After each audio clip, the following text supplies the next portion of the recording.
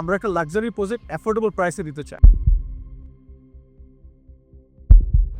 আগামী 30-40 বছর 50 বছর পরও বিল্ডিংটা যাতে আধুনিক বা মডার্ন হয়।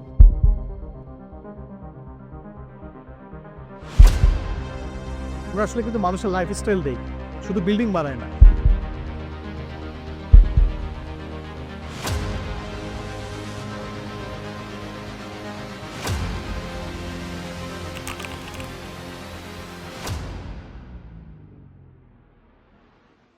স্যার আমরা যে যাত্রাবাড়িতে মাতোয়াইলে আসলাম, বাড়ির প্রজেক্ট আমরা নিলাম। অ্যাকচুয়ালি এখানে আমরা কেন আসলাম? সেন্টার ঢাকার পাশে।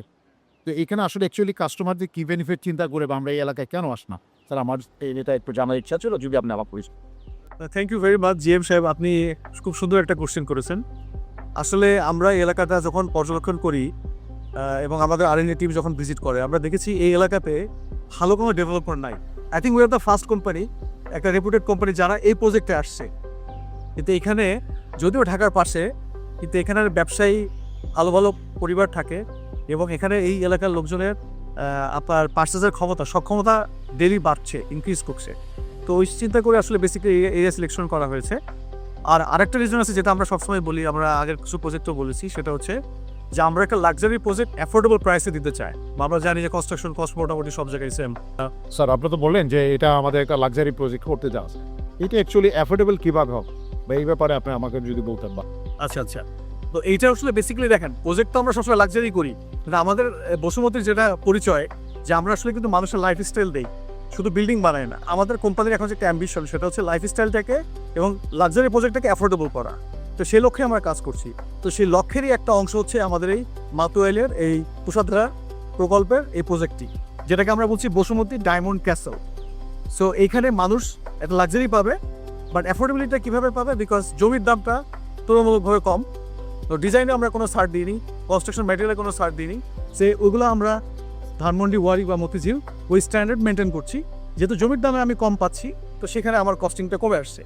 দ্বিতীয়ত হচ্ছে, যারা একটু চায় যে আমরা একটু সস্তায় বাড়িটা কিনতে চাই, অ্যাফোর্ডেবলের মধ্যে আনতে চাই, সহজলভ্য প্রোডাক্ট হিসেবে চাই, তাদের জন্য এই প্রজেক্টটা খুব সুইটেবল। রিজনটা হচ্ছে যে এইখানে আমরা একটা ইনস্টলমেন্ট সিস্টেম রেখেছি। সো আমরা ডাউন পেমেন্ট নিচ্ছি ধরেন অ্যাবাউট 30% মানি, আর বাকি 70% থাকছে। এটা 48 কিস্তিতে সে সমন্বয় করতে পারবে।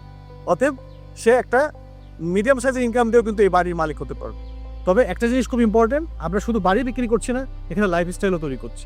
যদিও এটা আপনার 9 স্টোরেড বিল্ডিং, একটা tower, but still we are trying to accommodate like some আপনার কন্ডোমিনিয়াম ফিচার্স, যেখানে বাচ্চাদের খেলার জায়গা থাকছে এবং বয়স্কদের জন্য ব্যবস্থা থাকছে, লাইব্রেরি থাকছে, বেশ কিছু ফ্যাসিলিটিসও থাকছে। শুধুমাত্র বাড়ি থাকছে না, পাশাপাশি কিছু সুযোগ সুবিধাও থাকছে। আপনার এই প্রজেক্টটা বা এই জমিটা আমাদেরকে দিলেন মাতোয়াইলে বসুমতীকে, সেটা আপনি কেন বা কী ভেবে দিলেন? একটু আপনি যদি কিছু বলবেন। আমার স্বপ্ন ছিল সুন্দর একটা বাড়ি হবে এবং মানুষের দেখার মতো, মানুষের মনের আন্তরিকতা আর সুন্দর হওয়ার মতো বাড়ি হবে। এই হিসেবে আমার ছেলে তার বসুমতী কোম্পানির সে ট্রান্সপারেন্ট ছিল এবং সেই হিসাবে আমি খোঁজখবর নেওয়ার পরে আমার মনে হইলো কি তাকে দিলে আমার স্বপ্নটা, মনের আশাটা পূর্ণ হবে। জি লং টাইম তারা মার্কেটে আসছেন এবং তারা এই বিজনেসে ভালো করতেছে। এখন আব্বার যেহেতু একটা স্বপ্ন, অনেককেই দেখা হয়েছে যে যাতে স্বপ্নটা প্রপারলি পূরণ হয় এক্স্যাক্টলি এবং ভালো হতে হয়। তারপরে অনেক ঘাটাঘাটি পরে, অনেক বাছাই পরে দেখা গেল যে না, তাদের কাজগুলাই ভালো যে মার্কেটে, হ্যাঁ সব দিক দিয়েই ভালো এবং আধুনিক এবং সব দিক দিয়েই সব কিছু পারফেক্ট আছে এটা। এবং বসুমতীর যে ভিউ, আমাদের ভিউ ম্যাচ করে গেছে আদম, এটা হচ্ছে সবচেয়ে বড় ব্যাপার। ওনারা যেরকম একটা ভালো বাড়ি করতে, একটা স্বপ্নের বাড়ি করতে, আমাদেরও সেটা আশা। সেটা সব কিছু মিলে যাওয়ার কারণেই আমরা একত্রিত হয়েছে এই কাজটা করা যাবে। আচ্ছা, ধন্যবাদ। এখানে ফ্যাসিলিটি, সবচেয়ে মূল ফ্যাসিলিটি হচ্ছে কাছে মেন রোডের একটু ভিতরে এবং খুব নিরিবিলি পরিবেশ, থাকতে আরাম। তামিল মিল্লাত মাদ্রাসা আছে জাস্ট রোডের উপরে, হসপিটাল আছে সরকারি, যেটা সবখান থেকে এনে এসে সবাই চিকিৎসা করে। এবং বাজারের জন্য দূরে যেতে হবে না, আমাদের এখানে লোকালি বাজার আছে, সব পাওয়া যায়।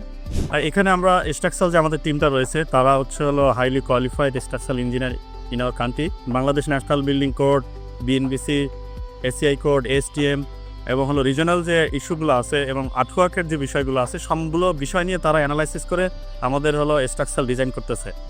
এবার আমাদের আর একটা টিম আছে, ইলেকট্রিক্যাল টিম, প্লাম্বিং টিম, প্রত্যেকটা টিমই আমাদের হলো হাইলি কোয়ালিফাইড। সবগুলো বিষয় মাথায় রেখে চিন্তা করেই আমরা হচ্ছে এই বিল্ডিংটা হলো ডিজাইন করতেছি।